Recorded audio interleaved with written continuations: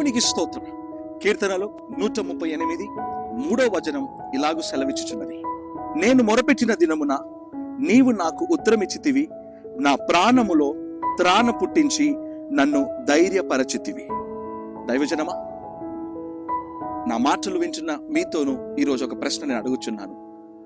ప్రార్థిస్తున్న ఒక వ్యక్తివై నువ్వు ఉన్నావా? ఈరోజు ఒకవేళ ప్రార్థించే వ్యక్తివైతే ఖచ్చితంగా నిన్ను విడిపిస్తాడు దేవుడు, నిన్ను బలపరుస్తాడు దేవుడు.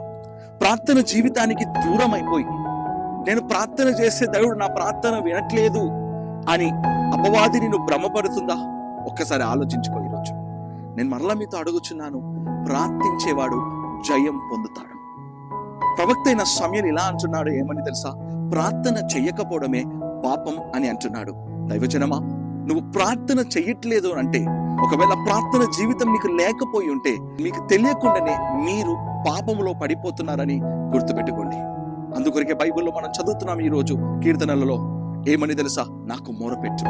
ఆయనకి మొరపెడితే నీకు కావాల్సినన్ని ఆయన సమకూరుస్తాడు, నిన్ను బలపరుస్తాడు. నీ రాకపోకల యందు అన్నిటిలోనూ నీకు ఆయన తోడై ఉంటాడు. ఈ వాక్యమును ఎత్తిపట్టి నాతో పాటు కలిసి ఆగిపోయిన నీ ప్రార్థనను మొదలు పెడతావా?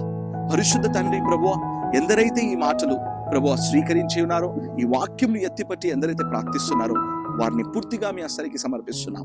రాజా, వారు ప్రార్థన మొదలు పెట్టి ఉన్నారు, వారి మొరను మీరు వినండి, వారికి జవాబు ఇవ్వండి. ఈ ఒక వాక్యంను మేము ఎత్తిపట్టి ప్రార్థిస్తున్నాం. ఈ వాక్యం మమ్మల్ని ఈరోజు బలపరిచినందున నీకు స్తోత్రములు తెలియజేస్తూ యేసు నామమున ప్రార్థిస్తూ వేడుకుంటున్నాం మా ప్రియ పరలోకపు తండ్రి. ఆమేన్, ఆమేన్, ఆమేన్. God bless you. God be with you all. See you back tomorrow morning 7 AM. అంతవరకు దేవుడు మీకు తోడై ఉండి కాచి విజయమిచ్చి నడిపించును గాక. ఆమేన్. Bye bye.